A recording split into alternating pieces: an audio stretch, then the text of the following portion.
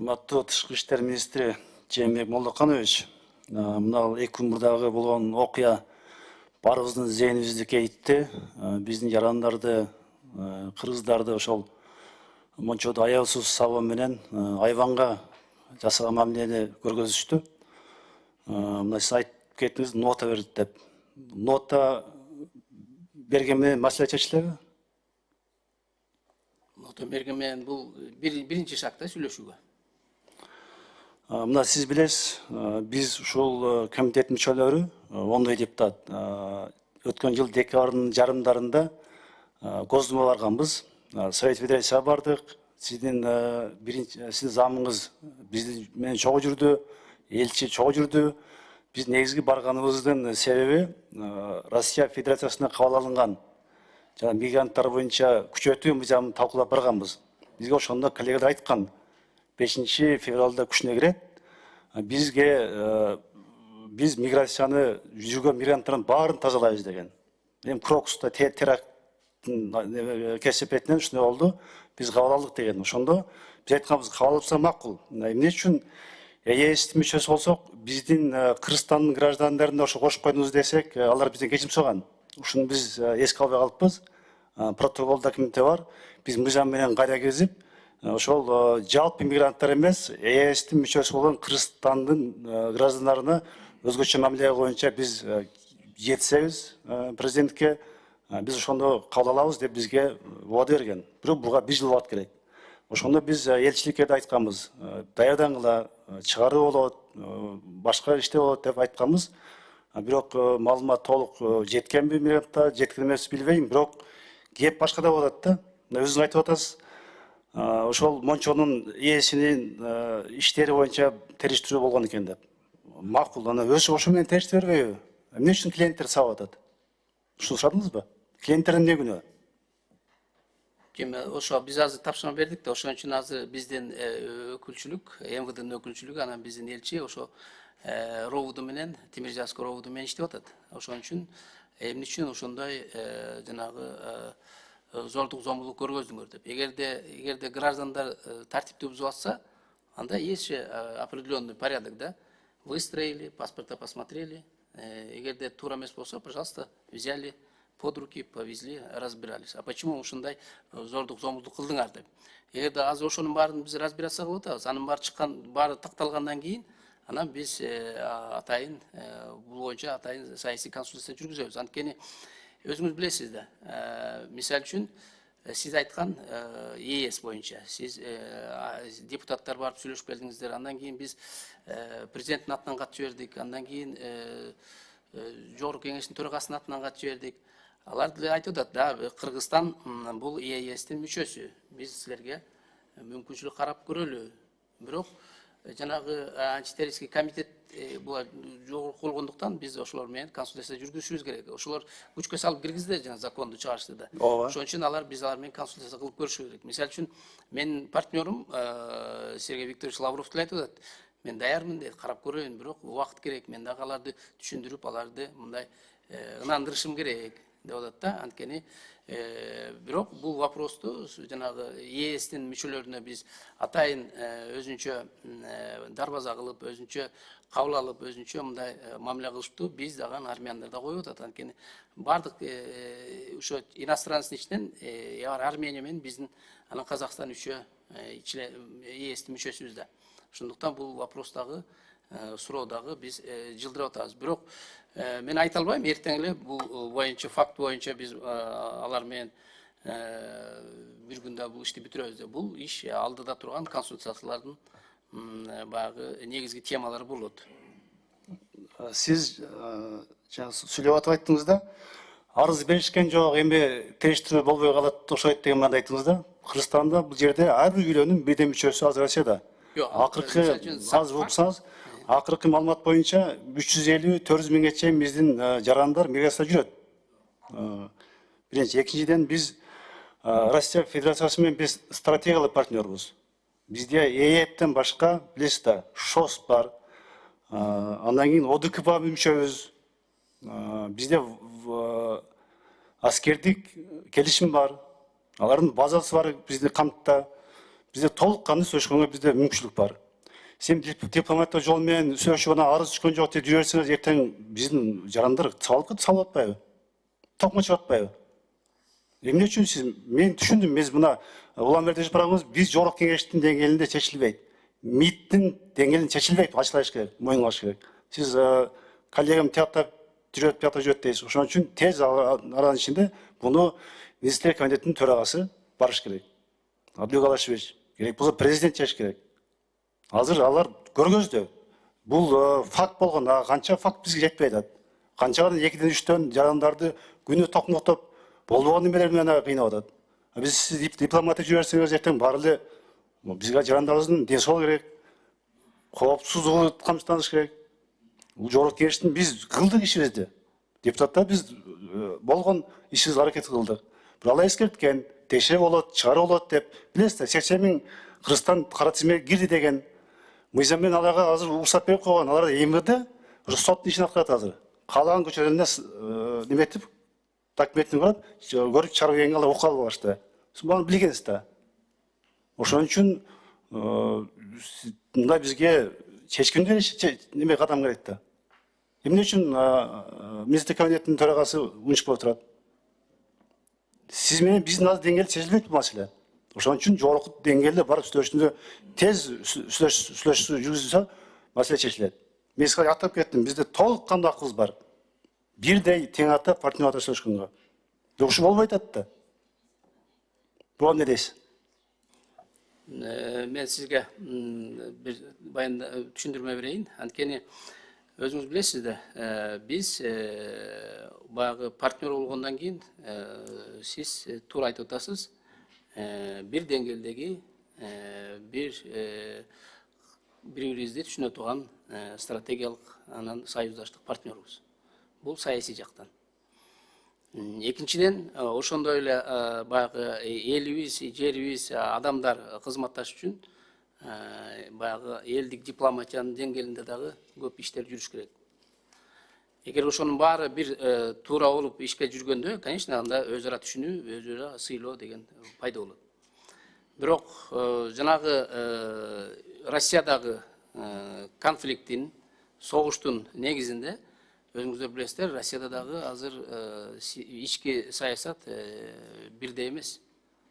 Есть внутренний нервозность деген бар да. Анан ар бир ситуацияда ар кандай ситуациялар болуп атат. Мисалы үчүн мен ойлобойм, мисалы үчүн Россиянын жогорку бийлиги же болбосо башкалар ошо кыргыздарды же болбосо ушундай кемсинтип жасагыла деп. Аны жасаган жок, андай айткан жок да. Вопрос айтып атат, элдин тынчтыгын сактагыла, достчулукту, кызматташтыкты өнүктүргүлө деп. Бирок эми Россия чоң да, тиги Калининградтан Сахалинге чейин. Ошону мисалы Москванын ичинде дагы түшүнбөстүктөр көп болот да. Ошон үчүн мен өткөндө билесиздерби, биздин дипломаттын үйүнө полицейский кирип, документин талашып урушкан. Мен ошондо өзүм партнер айткан. Жемолуканович, биз түшүнөбүз, бирок ал менен өз разборка кылабыз. Бирок өзүңүз билесиздер, элдин баары бирдей эмес. Мисалы үчүн ал деген жөнөкөй эле рядовой полицейский экен, биз аны тартипке чакырабыз деп. Бирок ошо Москванын ичинде ошондой ситуация болуп атат. А Сахалинде дети Красная жердин түбүндө эмне болуп атканын көптөгөн баягы бийликтин колу жетпей атат да.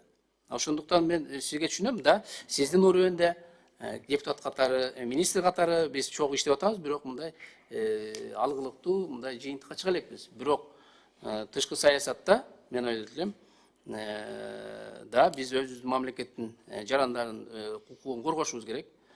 Ар бир ишти мисалы үчүн сүйлөшүү жолу менен чечишибиз керек. Биз азыр эртең демарш жасай албайбыз. Демарш жасасаңыз эртең 3 күндөн кийин бүт техника биякта токтойт. Газ, нефти деген токтойт. 100 000 эшелонго салат да, граждандан баарын мына алып келип биякка туштап коет. Аны кантип чечесиз? Ушунун баарын биз ойлонуп туруп анан аракет кылышыбыз керек. Мен ойлоп атам, сиз да патриот, мен да патриотмун сиздей эле. Бирок сиз көрүп атканды мен да көрүп атам, сиз жүрөгүңүз оорусо мен да жүрөгүм ооруп атат. Бирок ар бир иштин артында саясий баягы салмактуулук менен, баланс менен карап чечишибиз керек. Сиз депутат катары жазыңыз бизге, мен президентке көтөрөйүн. Анан Совет Безопасностьна карап чыгалы. Мындан ары Россия менен байланышыбызды кандай кылабыз деп. ошого жараша анда иш кылалы. Жээнбек Бирок ар бир Молдоканович, мамлекет менен мындай биз өзүбүздүн артыбызда ойлошу керек. Бир шаг жасагандан кийин артыбызда эмне санкция болот. Ошону ойлоп туруп анан иш кылышыбыз керек. Рахмат. Жээнбек Молдоканович, биз мына 2 күнөн бери соцсеттерди көрүп атасыз да, кандай коомчулук жасаган. Биз соцсетте мен жазган жокмун, сиз күткөм. Сиз келдиңиз, биринчи жоопкерчилиги сиз. Ошон үчүн эми бизден сизден талап кылган акыбыз бар. Мен сизге жазбайм арыз. Президент угуп атат. Бул саясий комитет, бул элдин баары угуп атат. Эмне үчүн бизден түшкөн сиз биздин безопасность болуш керек? Ага чейин эле салдыңыз да. Сиздин кадамыңызга элдин купул толбой атат. Эмне үчүн депутаттар ыйкыбаш керек? Сөзсүз биз айткандан кийин соц безопасность болуш керекпи? Ошон үчүн туура бизге ошол россиялык биздин партнер айткан. Бизге азыр Россия 2 миллион мигранттарга муктажбыз деген. 2 миллион. Алар да билет, кыргыздардын тартиптүү экенин, жакшы экенин, бир кыргыздар силейбиз дейт. Бирок таанымал болуп атпайбы эмне? Кээ ушта атат да. Кээ ушуда болуп атат. Өзүңүз айттыңыз, жана граждан кыргызстандарды байнан мончонун ээси документи тура эмес үчүн аларды токмотогон өзүңүз айтып атасыз. Таанымал болуп атат да. Аларга бир указ берди. Ал жөн кылбайт. Бирөө указ берди, приказ берди, да урула, табагала деп. Ошон үчүн биз ошо элге жооп бериш керек. Жооп берүүчү орган мына биз, сизбиз. Элдин баары коомдонот. Эртең кандай болот деп. Орусия биздин партнерлор сүйлөшкө даяр. Ошол биздин сүйлөшүүнү биз жогорку деңгээлде, тең деңгээлде биз жүзө албай атабыз. Ошон үчүн сизден суранам. Арыз жалган жок деген сөздүн айтпаңыз. Сиз арыз жазып, биз арыз жазбайбыз. Ошон үчүн тез арасын ичинде жогорку деңгээлде сөз жүргүзүңүз. Жок, мен дагы жолу айтып коеюн, биз анда иште мындан ары карабайбыз деген жокмун. Мен деген биз ишти улантабыз. Мен ошон үчүн посол менен ар бир саатта сүйлөшүп атам. Эмне иш кылдың, кайда бардың, эмне кылдың деп. Азыр толук материалдар жолуккандан кийин биз саясий консультация өткөрөбүз. Бул однозначно. А то, что биздин граждандар коркуп жазбай атканы, это факт. Да, факт. Ошон үчүн мен сизге айтып атам, ошондой болду деп. Бирок бул фактыны биз эң жогорку деңгээлге чейин көтөргөнгө аракет кылабыз. Рахмат. Рахмат. Урматтуу депутаттар, күн тартибибизде дагы маселелер бар. Бул маселенин дагы аягына чектей чыга элекпиз. Сүйлөй турган депутаттарыбыз бар, суроо бере турган. Күн тартибиндеги маселелерди бүткүчөктү жумуш убактыбызды узартып алсак. Каршы эмессиздерби? Макул деген депутаттар добуш берип койсоңуздар. Баары макул, каршы жок. Рахмат. Анда кийинки сөз эркин Шара Күнчүгө берилет. Андан кийин урматтуу депутаттар, урматтуу Жээнбек Молдоканович, мындай жоопторду кыска кылып аракет кылсаңыздар. Рахмат, Улан Бердібаевич. Саламатсыздарбы? Урматтуу министр Жээнбек Молдоканович. Эми сизге мындай сөз да. Тышта жүргөн биздин мигранттар үчүн, баардыгы үчүн сиз жооп бересиз да. Алардын өмүрү үчүн, алардын коопсуздугу үчүн сиз жооп бересиз. Анан азыр мына жерде сиз айттыңыз, андай мындай банянын хозяининин өзүнүн бир мыйзам бузуусу бар экен. Туура айтты мен коллегам. Ал клиенттерге эмне тиешеси бар, жарандарга эмне тиешеси бар. Ал жерде просто бизге жеткен маалыматтар азыр мына жерде мага 100-200дөй мигранттан мен 3-4 ай мурун барып жолугуп келген мигранттар менен. Курманжанда алынып атканын 225-жылына барган 5000дей кыргыз келген. Азыр мына жерде мага 200-300дөй уже видеону жөнөттүт. Калгандары кайрылгандары. Түнү менен токтобойт. Себеби дегенде эми жүрөгүңүздү урдутат деп атасыз. Бирок азыр тиги менин коллегам айтпадыбы? Сиз сразу учуп барып, урматтуу ошо Лавров коллегаңыз менен сүйлөшүп, кичине болсо дагы мындай жагдайды, маселени жеринен көрүп, жана элчиликти алып алып, эмне болду атасыңар, кана каерде эмне болду, жүрчү деп барып чечсеңиз, аябай жакшы болмок да. Себеби дегенде бул жерде сизге кайрылат да бардыгы. Бул маселени сиз гана чечесиз да. Анан эми азыр докладыңызда сонун сөз жок. Жетишкендиктер бар, жок эмес. Ар бир ишти кылган иштин арасында мүчөлөштүк болот, анча мынча болот. Бирок ошол жетишкендиктин бардыгынын аркасында ошо биздин урматтуу Садыр Нуркожоевич менен биздин кабинет замы Камчы Кыдыршаевдин эмгеги менен ушундай деңгээлге жетип атабыз, чындыгын айтканда. Анан эми сөз жок, биздин достук мамиледе биздин мамлекеттер арасында Россия эми азыр аркадан бычак сайгандай болуп атпайбы, досуна бычак сайгандай болуп. Элди кандай. Бир эле бул менен токтолуп калбаш керек. Кечеги баняда болгон ызычуу бул акыркысы кечеги эле нерсе. Буга чейин мага келген маалыматтар ошол жердеги отурган чайкана, мындай эми бизде чайкана деп коет да. Ошондо эле отурган жерине кирип эле бул жерде сиз айткан туура саясатташтырбаш керек. Ал жерде эч ким эч нерсе деп бир приказ берип бир нерсе болгон жок. Бул жерде жанагы спецназның формасын кийип алып көрүнүп атпайбы? Алар самом деле ал орган адамдар эмес экен. Алар бир дружниктер, башка эле бир адамдар экен. Ушул нерсени жеринен дыкаттык менен аралашып, сиз ошол жерде турсаңыз, жакшы болот эле да, ошол жердечи. Анан мен эртең менен бетин жууп барганга бул жер эме мындай деп атасыз, сиз нота берген менен чындыгында бул эшектин туурасы чечилбейт да. Бул жерде жөн эле мындай эч нерсе чечилбейт. Ал жерде биздин жарандар ушунчалык кыйын акыбалда турат. Мисалы биз мына менин коллегам айтып кетти. 3-4 ай мурун мына биздин комитет барып, чындыгында тең ата сүйлөшүп келгенбиз. Мына Болон Бердибаевич, мына сиздин замыңыз Алмаз Кулукбекович чогуу барган. Өзү сыймыктанган, жембесеңиз сураңыз. Ушундай жакшы сүйлөштүңөр, ушундай тең ата сүйлөштүңөр, болот экен го. Кыргызстан деле сүйүнгөн чындыгында. Мына биз барып ошентип сүйлөшөт көрүп жакшынакай келгенбиз. Анан эми азыр сиз тип карап туралы эми кандай болот экен дегенде бул жумушту мындай ыкчам жүргүзүш керек. Урматтуу Жээнбек Молдоканович, сизден бир сураныч. Бул жерде сиз эртең чыксын, анан өкүм чыксын, анан кандай болот? Арыз жазбай деп атпайсызбы? Арыз жазбаганда себеби бар, билесизби? Билсеңиз мен сизге мен билгенин айтып коеюн. Элчиликте отурган канча юрист бар, билесизби? 6 эмес, 4. Биз барганда 4 штат бар деген. 4 штаттын экөөсү жаңы келген юрист экен, экөөсү мурда иштеген юрист экен. Экөө жаңы келген юрист чыкпайт экен. Мисалы, кечеги болгон окуяны айтып койгон, акыркы красный лагерь деп коет экен.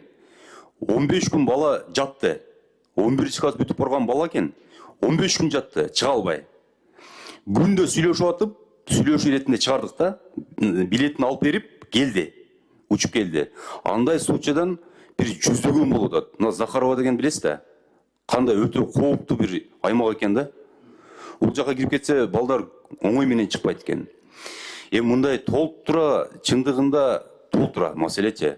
Анан сизден бир суранчу нерсе, ушул жерде мындай маселени жеринен барып бучуп барганга аракет кылыңчы. Элдин жанында болгончу. Сиз чечесиз. Просто аракет кылып коюш керек.